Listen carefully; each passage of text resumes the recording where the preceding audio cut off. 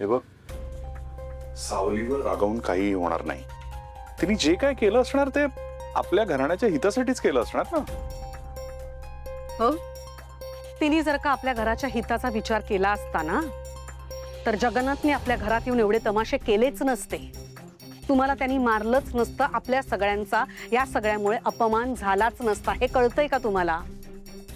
हे सगळं त्या पोरीच्या मूर्खपणामुळे झालं. त्याची शिक्षा आपल्याला भोगावी लागते. ठीक आहे, पण जे काही झालंय ते सावलीनीच केलंय कशावरून? आता ती भैरवी काहीही सांगणार आणि आपण त्यावर विश्वास ठेवणार आहोत का? नाही ठेवायचा विश्वास.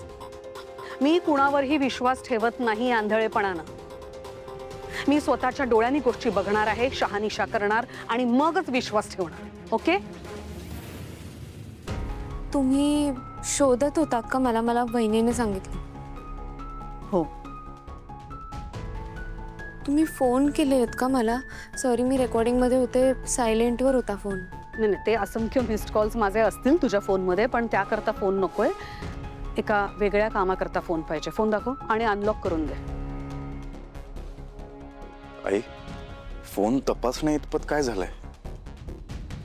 सॉरी सारंग, मला काही कुणाचा अपमान करायचा नाहीये आणि मला काही गोष्टी फक्त तुम्हाला दाखवून द्यायच्यात. मी जे काही करते ते चुकीचं करत नाहीये. प्लीज.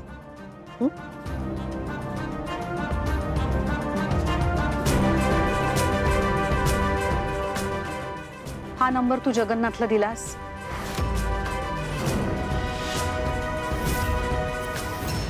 हा नंबर कोणाचा आहे आणि हा नंबर तू जगन्नाथला दिलास ना?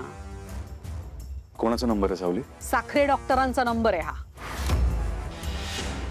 काय? पण तो सावलीला कसा मिळाला? मिळाला नाही. सॉरी, पण तिने तिच्या आगाऊपणामुळे तो मिळवला. हो ना? का मिळवलास? सांग तुझ्या नवऱ्याला, सांग बरं.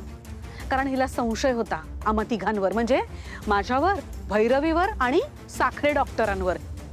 हिला असं वाटत होतं की आम्ही तिघही मिळून काहीतरी कारस्थान रचतोय. हो ना? म्हणून हिने तो नंबर साखरे डॉक्टरांचा मिळवला. तो तिच्या सो कॉल्ड वडिलांना दिला. दिलास ना जगन्नाथला? मग त्याने काय केलं?